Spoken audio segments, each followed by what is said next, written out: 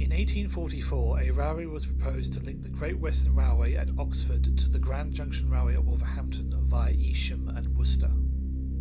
The Oxford, Worcester and Wolverhampton Railway would serve the industries in the Black Country and weaken the monopoly of the London and Birmingham Railway. Royal assent was given on August 4, 1845, with construction beginning in August of 1846, under the control of the legendary engineer Isambard Kingdom Brunel. One feature of the line is a tunnel running under Rainbow Hill in the city of Worcester, built in 1852 and measuring 212 yards long.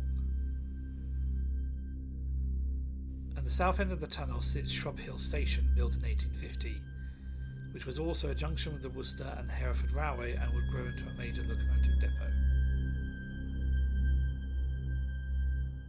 In 1860, the Oxford, Worcester and Wolverhampton Railway became part of the West Midland Railway, which was then amalgamated into the Great Western Railway in 1863, which ran the line until 1948, when it became part of the Western region of British Railways upon nationalisation.